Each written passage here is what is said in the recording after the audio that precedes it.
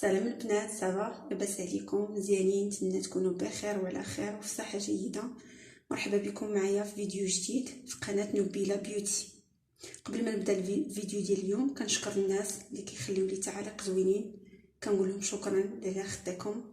نتمنى يعجبكم المحتوى ديال القناه ديالي وتشجعوني بلايك والبارطاج مع الاصدقاء والاحباب.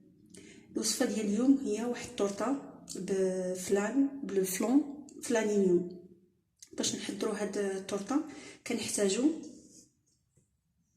3 ديال البيضات، كنحتاجوا الكاس ديال عنبه ديال سكر سنيده، كاس عنبه ديال الكاكاو، كنحتاج الخميره ديال الحلوه وساشي ديال سكر فاني، وكنحتاجوا الزبده 4 ديال الزبده بحراره المطبخ، وكنحتاجوا الدقيق ديال الحلوه واحد 10 ديال المعالق، وما نساوش قبيصه ديال الملحه.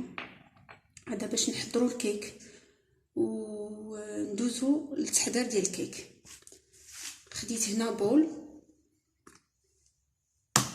غادي نوضع 3 ديال البيضات، ضروري يكون البيض بحراره المطبخ.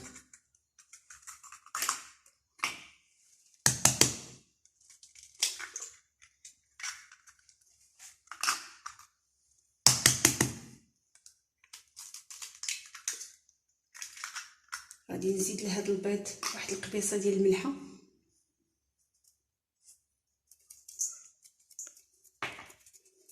غنزيد كاس ديال العنبه ديال السكر سنيده،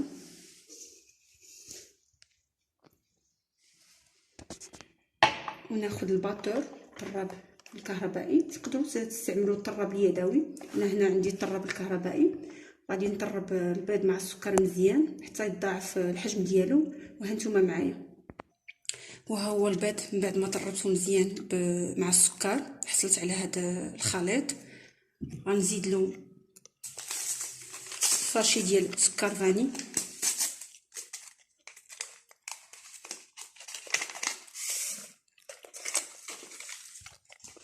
وغنزيد نطرب.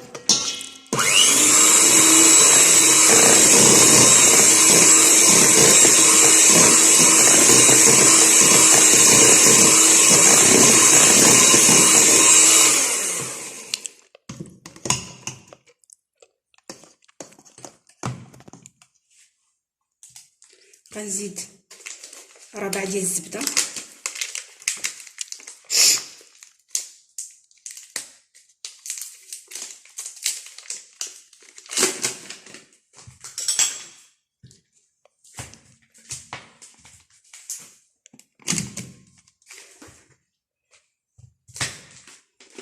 غنزيد 4 كامله. غادي نطرب الزبده مع البيض، وهانتوما معايا. وهو الخليط من بعد ما طربت مزيان الزبده الباتور حصلت على هذا الشكل.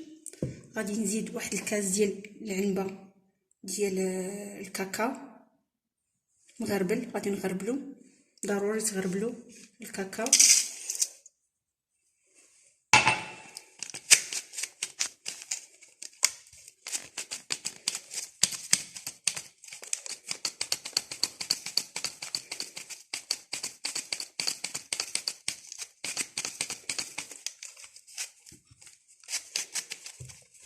غادي نغربلو ونخلط الكاكاو، وفي الاخير غادي نضيف الطحين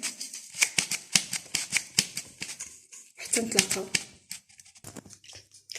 ودابا ندوزو نضيف الطحين ديال الحلوه. غادي نضيف 10 ديال المعالق،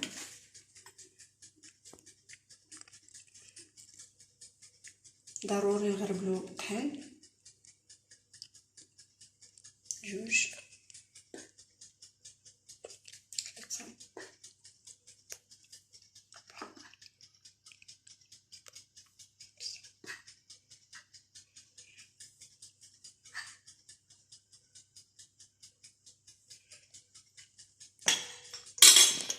غنزيد واحد الخميره ديال الحلوه حتى هي نغربلها مع الطحين.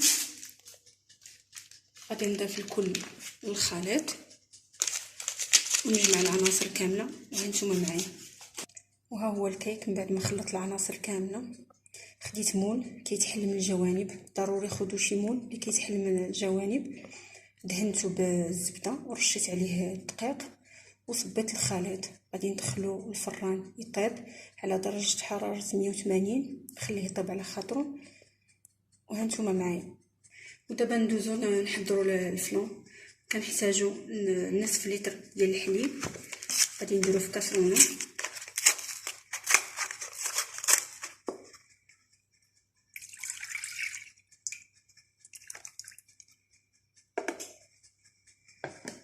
كنحتاجو السكر. بالنسبه للسكر على حسب الذوق الواحد شنو كيبغي.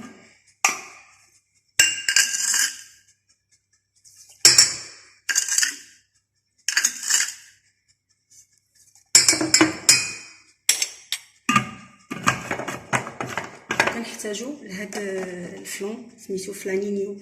بالنسبه اللي كيسولوني على هاد فلانينيو تلقاوه في النادور. انا كومونديت عليه وجاني من النادور. بالنسبه للوجده ما لقيتوش.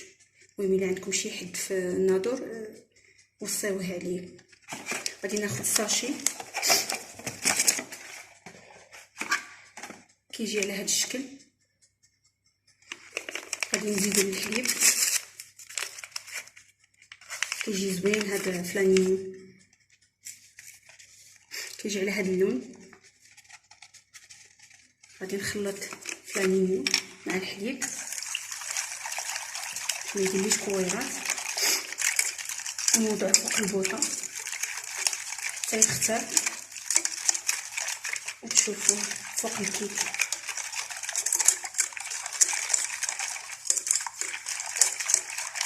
نخلط مزيان وغادي نوضعو فوق البوطه. هانتوما معايا. وها هو فلانينيو بعد ما درتو فوق البوطه حتى يعقد على هذا الشكل. ها هو لا تكستور ديالو حتى عقد.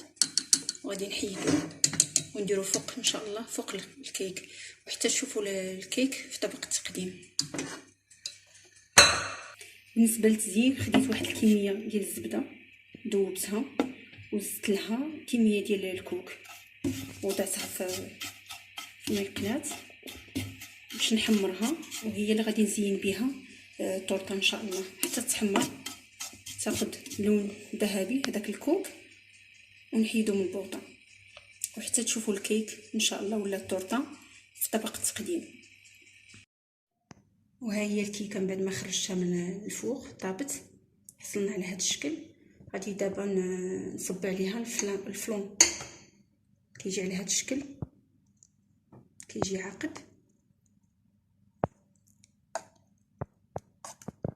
غادي نصب الفلون من الفوق، كتجي طبقه ثانيه.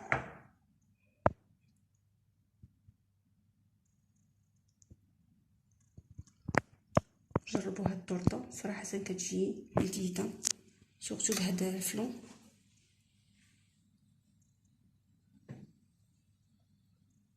نحاولوا ما ننزلش الفلون على الجوانب ديال الطورطه.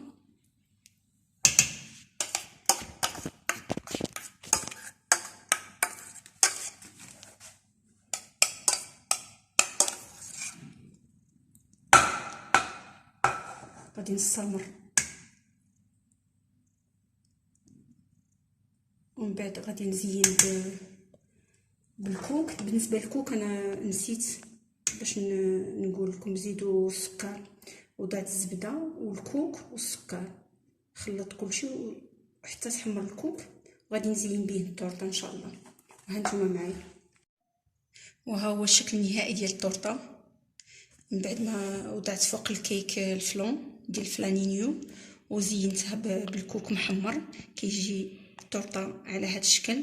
نتمنى تعجبكم الوصفه ديال اليوم وتجربوها وتخليوها لي في التعليق، وما تنساوش ديروا لايك والبارطاج مع الاصدقاء ديالكم والحباب ديالكم، والى وصفه جديده ان شاء الله.